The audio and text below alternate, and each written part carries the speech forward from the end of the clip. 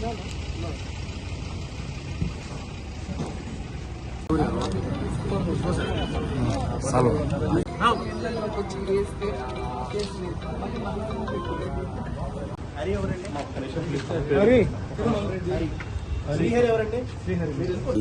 ప్రభుత్వం ఈరోజు అధికారంలోకి వచ్చాక ప్రజలకి మంచి చేయాలి, రాష్ట్రాన్ని అభివృద్ధి వైపుకు నడిపించాలి, ప్రజలకి తాము మేనిఫెస్టోలో చెప్పిన ప్రతి ఒక్కటి అందజేయాలన్న చిత్తశుద్ది లేకుండా కేవలం రెడ్ బుక్ రాజ్యాంగం అంటూ రాజ్యాంగానికి విరుద్ధంగా ఈరోజు వాళ్ళు తప్పుడు కేసులు పెట్టి వాళ్ళు చేస్తున్న హెరాస్మెంట్ చూస్తుంటే చాలా అసహ్యం వేస్తుంది.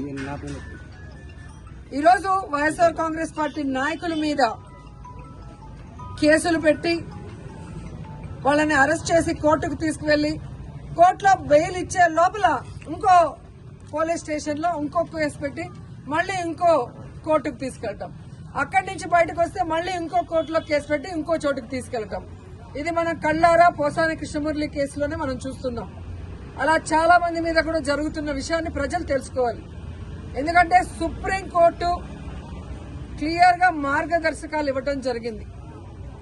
ఒక మనిషిని అరెస్ట్ చేశాక ఒకవేళ ఆ మనిషి మీద వేరే వేరే పోలీస్ స్టేషన్ లో కేసులుంటే వాటన్నిటికీ పీటీ వారెంట్ ఇచ్చి ఒకే చోట విచారణ చేయాలని స్పష్టంగా ఉన్న వాంటెడ్ గా ఈరోజు జిల్లాలకి పోసాన కృష్ణమురళి గారిని వెహికల్లో తీసుకెళ్లి ఎలా హ్యూమిలేట్ చేస్తున్నారు, ఆయన ఆరోగ్య పరిస్థితి బాగా లేకపోయినా ఆయన్ని ఏ విధంగా టార్చర్ పెడుతున్నారో మనం కళ్ళారా చూస్తున్నాం.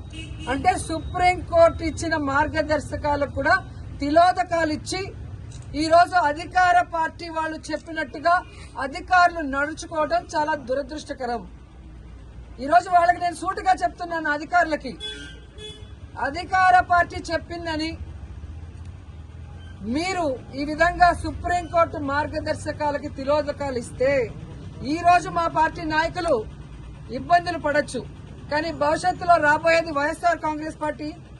జగన్మోహన్ రెడ్డి గారు ముఖ్యమంత్రి అయిన తర్వాత నిబంధనలకు విరుద్ధంగా పనిచేసిన అధికారులని, మా వాళ్ళని ఎక్కువ రోజులు జైల్లో పెట్టాలని తప్పుడు కేసులు పెట్టి అధికారులని మిస్యూజ్ చేస్తున్న కూటమి ప్రభుత్వ నాయకుల్ని ఎవరిని వదిలిపెట్టము, న్యాయబద్దంగా అందరినీ కూడా శిక్షిస్తామని కూడా వాళ్ళకి ఘంటాపదంగా చెప్తున్నాను. ముఖ్యంగా అధికారులు తెలుసుకోవాల్సిన విషయం, 9 నెలల్లోనే ఈ కూటమి ప్రభుత్వం చేతగాని ప్రభుత్వం, చెత్త ప్రభుత్వం, ప్రజల్ని ముంచే ప్రభుత్వం అని తెలుసుకున్నారు కాబట్టే ఈరోజు ఉత్తరాంధ్రలో ఉపాధ్యాయులు ఏ విధంగా తెలుగుదేశం పార్టీ సపోర్ట్ చేసిన, కూటమి ప్రభుత్వం సపోర్ట్ చేసిన వ్యక్తిని ఎలా ఓడించారో అర్థమైతే రాబోయే జమిలీ ఎన్నికలైనా సాధారణ ఎన్నికలైనా అధికారంలోకి వచ్చేది వైఎస్ఆర్ కాంగ్రెస్ పార్టీ అనేది తెలుసుకోండి. ఇకనైనా అధికారులు మీరు ఏదైతే న్యాయబద్దంగా చేయాలో అలా చేయాలి, అంతేగాని మీరు మితిమీరిన ఉత్సాహంతో చేస్తే మాత్రం చాలా బాధపడే రోజులు వస్తాయని కూడా తెలియజేసుకుంటున్నాను. అండ్ ఈరోజు ప్రెస్ ద్వారా ఈ రాష్ట్ర ప్రజలకి చెప్పాలనుకుంటున్నాను, అలాగే కూటమి ప్రభుత్వానికి కూడా చెప్పాలనుకుంటున్నా. కూటమి ప్రభుత్వం అధికారంలోకి వచ్చిన తర్వాత తప్పుడు కేసులతో హెరాస్మెంట్ చేయటమే కాకుండా ఈరోజు రాష్ట్రంలో మద్యం బెల్ట్ షాపులు ఏ విధంగా వీధికి పెట్టి విచ్చలవిడిగా మద్యాన్ని అమ్ముతూ ఈరోజు ఆడపిల్లల మీద అఘాయిత్యాలు పెరిగే విధంగా చేస్తున్నారో మీరందరూ కూడా కళ్ళారా గమనించండి. అలాగే ఈరోజు ఈ కూటమి ప్రభుత్వం అధికారంలోకి వచ్చిన తర్వాత ఈ ఆంధ్రప్రదేశ్ రాష్ట్రం గంజాయికి ఎలా అడ్డాగా మారిందో మీ అందరూ కూడా కళ్ళారా చూస్తున్నారు. ఈరోజు డ్రగ్స్ కూడా చంద్రబాబు నాయుడు నివాసం ఉంటున్న గుంటూరులో డ్రగ్స్ విచ్చలవిడిగా దొరుకుతున్నాయని అన్ని పేపర్లో మీరు చూస్తున్నారు. అంటే ఈ ప్రభుత్వం, ఈ ముఖ్యమంత్రి సిగ్గుపడాలని కూడా ఈ సందర్భంగా తెలియజేసుకుంటున్నాను. ముఖ్యంగా పుత్తూరులో ఎడ్యుకేషనల్ హబ్,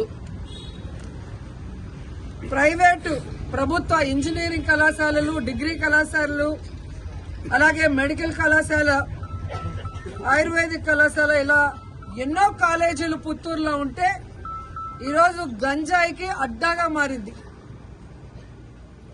గతంలో కూడా తెలుగు యువత హరి అనే అబ్బాయి ఈ విధంగా విచ్చలవిడిగా గంజాయి అమ్ముతూ దొరికిన దాఖలాలు పుత్తూరులో మీకు కనిపించాయి. అదే వ్యక్తి వైజాగ్ లో దొరికాడు 28 కిలోలతో, అది కూడా మీరు గమనించారు.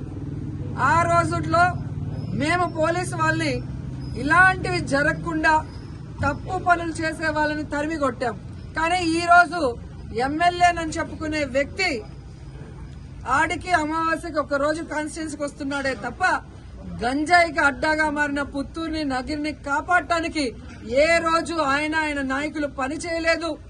ఈరోజు ఎంతో నమ్మకంతో తల్లిదండ్రులు తమ పిల్లల్ని పుత్తూరు నగిరి కాలేజీలకు పంపిస్తే వాళ్ళు అక్కడ హాస్టల్లో ఉండి చదువుకుంటున్న వాళ్ళకి గంజాయి డ్రగ్స్ అందుబాటులో తీసుకొచ్చి ఆ పిల్లల జీవితాలు నాశనం చేస్తుంటే ఆ ఎమ్మెల్యే పట్టించుకోవట్లేదు, అధికారులు పట్టించుకోకపోవడం దురదృష్టకరం.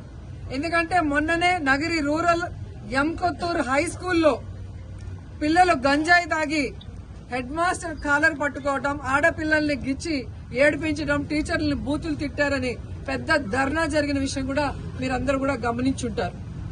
సో ఈ విధంగా తెలుగుదేశం పార్టీ అధికారంలోకి వచ్చాక నేరస్తులకి ధైర్యం వచ్చింది. నేరాలు చేయడానికి ఏదో వాళ్ళకి లైసెన్స్ ఇచ్చిన విధంగా రాష్ట్ర వ్యాప్తంగానే కాకుండా నగిరిలో కూడా చాలా దౌర్భాగ్య స్థితిలోకి ఈ ప్రభుత్వం తీసుకెళ్లటం బాధాకరం. ఒక పక్క 100 రోజుల్లో గంజాయి అరికడతానని చెప్పి ముఖ్యమంత్రి గారు, హోమ్ మినిస్టర్ గారు చెప్తారు. కానీ 100 రోజులు అయిపోయింది. కుప్పంలో గంజాయి సాగు జరుగుతూ కూడా మీరు వీడియోలన్నీ చూసుంటారు. మరి ఒక పంట పండాలి అంటే ఈ రోజు ఇత్తనం వేస్తే రేపు రాదు కదా. మరి అంత సాగు జరుగుతూ ఉంటే ముఖ్యమంత్రి సొంత కాన్స్టిట్యున్సీలో చంద్రబాబు నాయుడు గారు నిద్రపోతున్నారు.